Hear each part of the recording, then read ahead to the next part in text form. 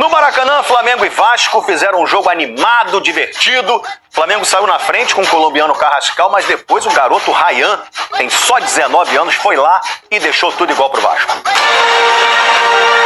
Flamengo e Vasco entraram em campo bem distantes um do outro na tabela de classificação, 27 pontos para ser exato.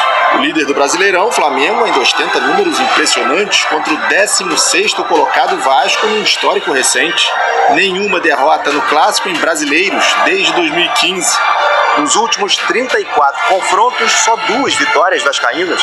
Das 62.156 pessoas que foram ao Maracanã, a grande maioria era de torcedores do Flamengo. Mas em campo, um clássico sempre pode surpreender. Hoje é um jogo emblemático porque é um clássico do maior rival e é um time multimilionário que tem vários jogadores de seleção. Você tira um de seleção e bota outro. E o time conseguiu competir em determinados momentos, se impor. Tivemos chances claríssimas para fazer o segundo gol. Eles tiveram, como você falou, algumas chances, nenhuma claríssima. Arrascaeta, Samuel Lino, Pedro, Léo Pereira, Varela, titulares do Flamengo no banco. Pensei numa equipe para ir a campo fresca, uma equipe que conseguisse pressionar essa saída de bola muito complicada de pressionar, que é a do Diniz. No início deu certo. Cebolinha acertou o travessão. No travessão! A jogada seguiu. Emerson Royal cruzou. Bruno Henrique tentou. Carrascal fez o primeiro dele com a camisa do Flamengo. Tome cruzamento, Bruno Henrique, Léo Jardim, a bola voltou. Bruno Henrique tocou de primeira, Léo Jardim faz o milagre, mas na sobra. Jorge Carrascal abre o sorriso e o placar no jogo. O protagonista e os coadjuvantes do gol estavam na reserva no último jogo contra o Estudiantes pela Libertadores. O Vasco não se abateu e foi buscar pelo alto o empate. Primeiro com Puma Rodrigues, mas Rossi salvou.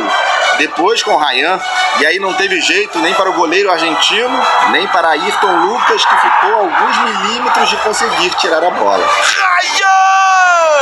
É o nome de uma cabeçada espetacular para vencer o Rossi! Esse gol aí, da marca do Flamengo, como o meu time outro gol na base, então eu tava esperando esse momento, então muito feliz. O Ryan é um jogador que tem um poder de desequilíbrio gigantesco, se não for o maior, ele está entre os maiores do país, tem só 19 anos. O Ryan é um jogador raro, raríssimo. No segundo tempo, Felipe Luiz resolveu ir colocando em campo quem tem sido fundamental para as últimas vitórias. Samuel Lino primeiro, depois Arrascaeta e Pedro, que com poucos segundos em campo pressionaram a saída de bola do Vasco. Léo Jardim errou e Saul chutou bonito no travessão. Saul, pé esquerdo do Saul na trave!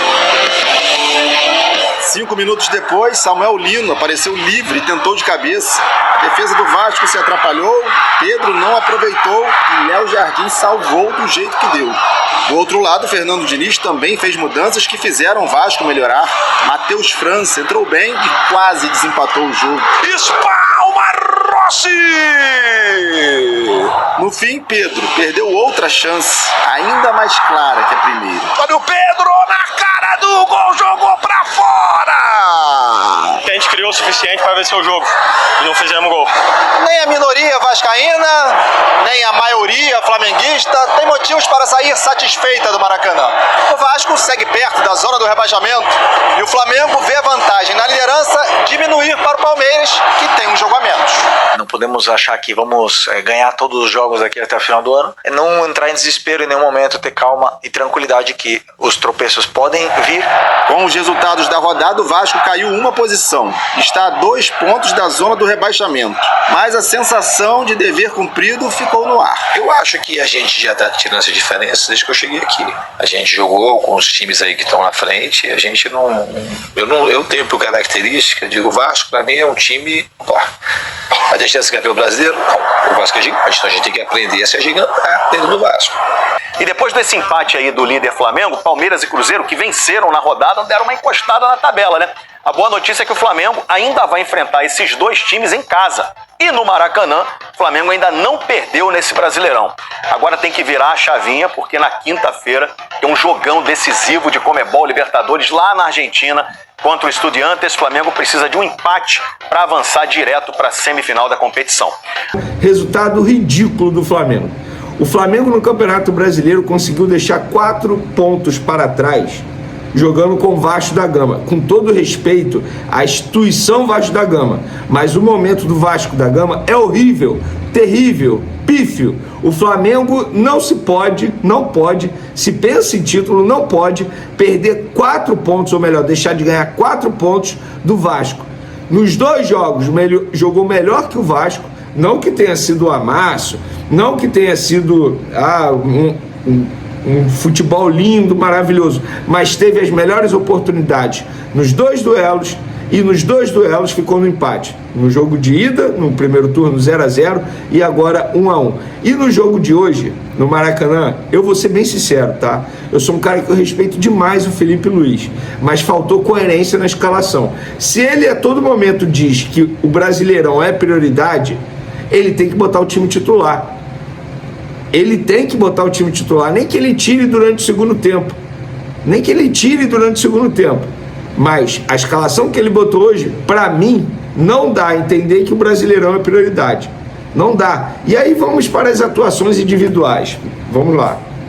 O Flamengo até saiu na frente com o Carrascal, inclusive foi o primeiro gol dele com a camisa do Flamengo, começou muito bem. Esse aí eu nem vou criticar tanto, chegou agora, ainda está buscando se adaptar ao futebol brasileiro, mas vamos por partes. Eu vou começar no gol. O Rossi, inacreditável como o Rossi não sabe sair em bola aérea. Ele fez uma defesaça antes de sofrer um gol ridículo do Ryan de cabeça. Ele fez uma defesa absurda. E aí, sei lá, no lance seguinte, bola cruzada na área, ele todo perdido na jogada, o que acontece? O Ryan vai lá, sobe de cabeça e faz o gol. Inclusive o Léo Pereira faz uma falta absurda em jogada aérea. Vamos agora para a lateral direita. O Emerson Royal, talvez, por exemplo, se alguém virar para mim e falar assim, Vene, você tem que eleger o pior em campo, eu acho que eu vou eleger o Emerson Royal. Que partida horrível do Emerson Royal. Partida horrível, tenebrosa, péssima, em todos os sentidos, na parte defensiva, na parte ofensiva. Horrível o futebol do Emerson Royal nesse domingo contra o Vasco da Gama. Um jogo para ele esquecer. Danilo e Léo Ortiz não foram mal, tá? Eu acho que Danilo, na medida do possível, tentando fazer aquilo que o Léo Ortiz gosta de fazer também, dar passe, quebrando linhas.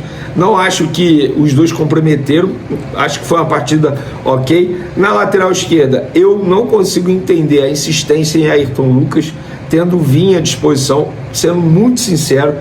Repito o que eu falei no meu vídeo de pré-jogo, isso não é uma crítica ao jogador Ayrton Lucas, que eu acho que ele seria titular em 80%, 90% dos clubes da Série A, mas o Vinha joga muito melhor que ele, tanto é que quando o Vinha entrou, na minha concepção, o lado esquerdo do Flamengo melhorou.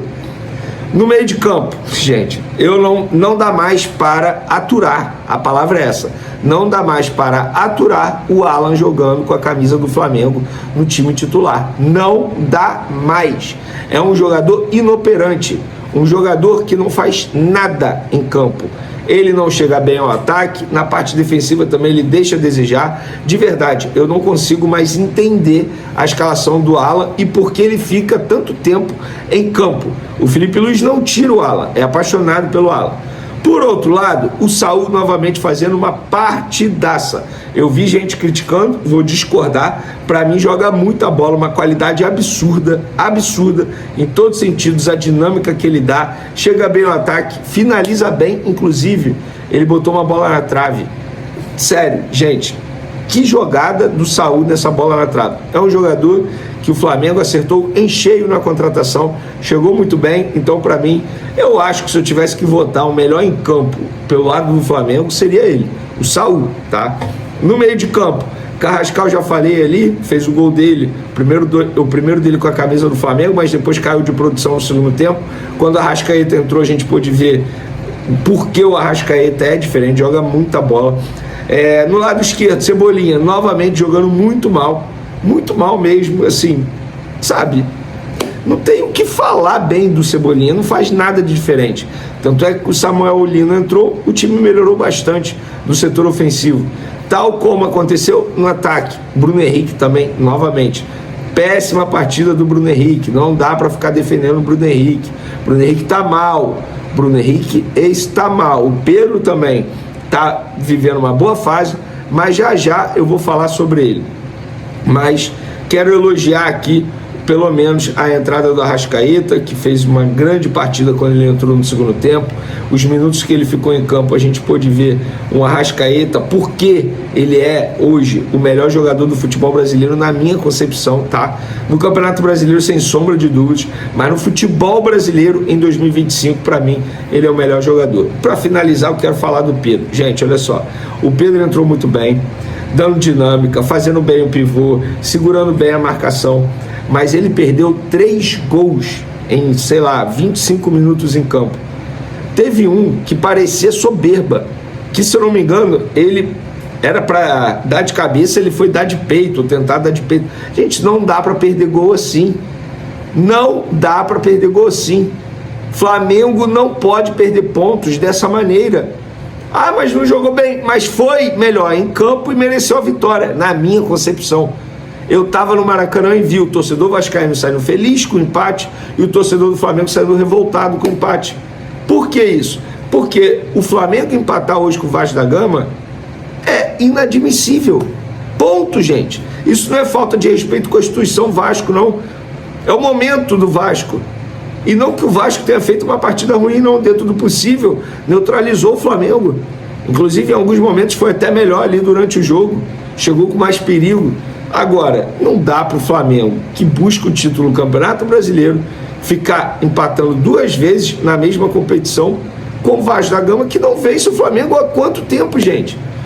Bota aí, pega aí estatística, não vence o Flamengo há quanto tempo? Então não é exagero da minha parte. Então eu acho que o torcedor do Flamengo, ele tem razão sim, sair do Maracanã, entre aspas, revoltado, insatisfeito, porque a partida que o Flamengo fez foi fraca. E além de ter sido fraca, não aproveitou as oportunidades que teve. Ah, não deixe de hypar o vídeo, porque isso é importante, tá, galera? Segundo informações do jornalista Miguel Júnior, o Flamengo não pretende permanecer com Alan e já planeja negociar o jogador em 2026. O volante, que está há um bom tempo no clube, não conseguiu corresponder às expectativas e entregar o futebol que a diretoria e a torcida esperavam. Apesar de ter chegado com moral e esperança de ser uma peça importante no meio-campo rubro-negro, Alan nunca conseguiu se firmar como titular absoluto, alternando entre boas atuações e jogos apagados. A relação com a torcida já está bastante desgastada, com críticas cada vez mais fortes ao seu desempenho e à falta de protagonismo em momentos decisivos, o que fez a paciência se esgotar. Além disso, não é apenas o clube que deseja a mudança. Segundo informações, o próprio jogador também entende que o ciclo no Flamengo está chegando ao fim e vê com bons olhos a possibilidade de ser negociado, acreditando que uma mudança de ambiente pode ser positiva para resgatar seu futebol. Dentro desse cenário, o Atlético Mineiro aparece como um destino viável. O técnico Jorge Sampaoli, que já havia indicado a contratação de Alan quando passou pelo Flamengo, é um grande admirador do volante e agora, no comando do Galo, pode ser peça-chave para essa reaproximação. A identificação entre jogador e treinador, somada ao estilo de jogo que Sampaoli costuma implementar, favorece a chance de um acerto. Para o Flamengo, a negociação seria uma forma de aliviar a pressão da torcida e abrir espaço no elenco para novos reforços. Para o Atlético, seria a oportunidade de contar com um atleta de confiança do treinador. E para Alan, a chance de reencontrar um técnico que acredita em seu potencial e recomeçar sua trajetória em um ambiente mais favorável. Agora eu quero saber a opinião de vocês. Você negociaria Alan? Sim ou não? Deixe sua opinião no comentário. Não esqueça de curtir o vídeo e inscreva-se no canal para não perder nada do Flamengo. Até a próxima e saudações rubro-negras.